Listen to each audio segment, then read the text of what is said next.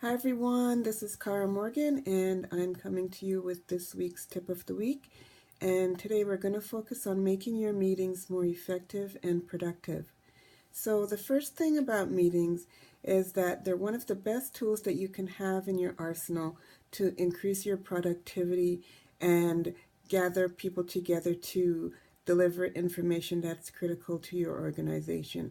So that makes them one of the best tools in your arsenal that you can use to distribute information, to solve a problem, to resolve an issue, to get feedback, to collaborate, any number of things you can do with a meeting. So that is why they're critical.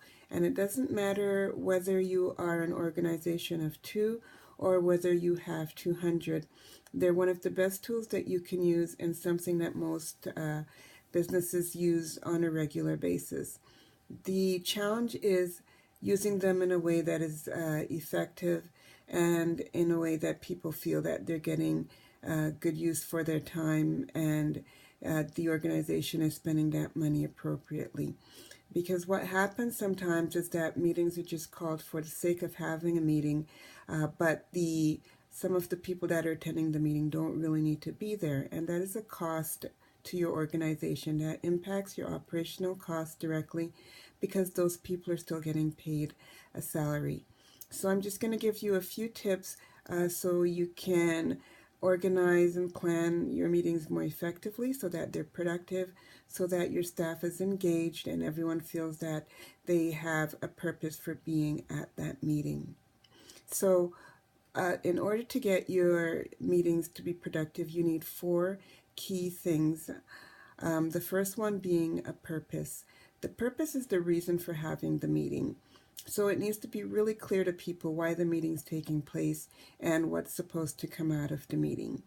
And the way you figure that out is the second thing, and that's through your strategic plan or your annual goal that you set either at the beginning of the year or the end of the year. So if your strategic plan is linked to one of these goals, one of these overall goals that your organization is trying to achieve, if that's clear in the purpose of the meeting, either on a large scale or maybe one of the sub goals that is leading up to one of the larger goals, then the purpose of the meeting is much easier to plan. It's much clearer who should be attending the meeting and what it is that you want to come out of the meeting. The third thing is to have really clear targets about what kind of measurements you want to get from the meeting.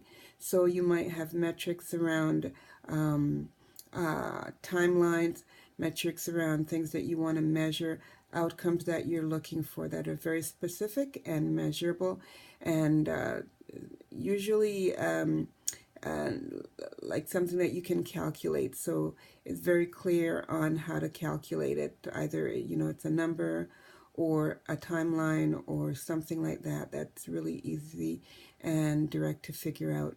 The last thing that you need is the right people at the meeting. So typically when meetings are organized, some people are just invited because, it's an obligation of some kind. But that's not necessarily productive because what happens is those people aren't engaged in the meeting, they're not participating, and they're either doing other work or just doing something else that has nothing to the meeting, and that really damages morale as far as staff goes. It's also, again, not a good use of your money. So the two key areas that you want to look at to try and resolve some of that is how it's organized. So your organizer um, is one of the key figures, and also the attendees. Now, these two areas for your organizer, they also have challenges, and typically it's around the timeline for the meeting, or the time it takes to either organize the meeting, prepare the meeting, get people to attend the meeting, or even the location or the resources that you need for the meeting. Putting all of that information together is often very time consuming. And again, if the purpose isn't clear and it's not linked to any specific goals, it's going to take that much longer because you're kind of grabbing at straws. For your attendees, the main challenge is whether they need to be there or not. So that's going to be a question that shows up for them. They're going to be questioning, why was I invited to that meeting? And again, based on your purpose and the goal that you want to either achieve in the long term or the short term, the attendee should be clear on why they're attending the meeting. Now, in order for them to figure that out, or for you to figure out who needs to be there, the key is that the people that need to be there should have a clear role in the meeting. So they are either a decision maker, an authority figure, someone that can authorize a process that needs to move forward or a decision that needs to move forward. They're the people that are going to take direct actions in the meeting. So they are the ones that you will follow up with after the meeting, and they have actions that they need to carry out. Anyone else that's attending the meeting, it's probably not critical that they are there, and therefore they should be doing other things that are more productive. So one of the things that I use in order to help organize these meetings and to hit those 4 targets is 6 different types of meetings that I have found to be most effective. They range anywhere from 5-minute meetings to lengthy meetings. So your annual meetings, and those can be anywhere from 2 hours to 2 days.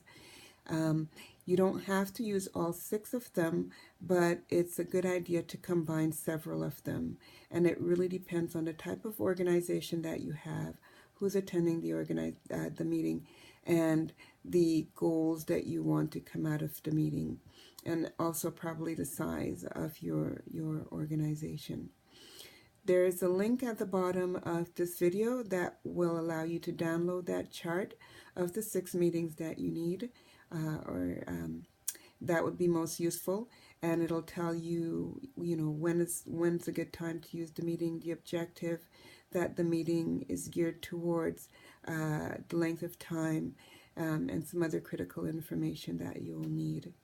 So this is it. That's the tip of the week. Hopefully you will use the chart and get your meetings going and get them to be more effective and productive. And if you have any questions or comments that you want to leave, please feel free to leave them in the section below and let me know what you think of the chart. That's it. This is Cara Morgan for Planet Outsourcing Solutions, and this has been your tip of the week.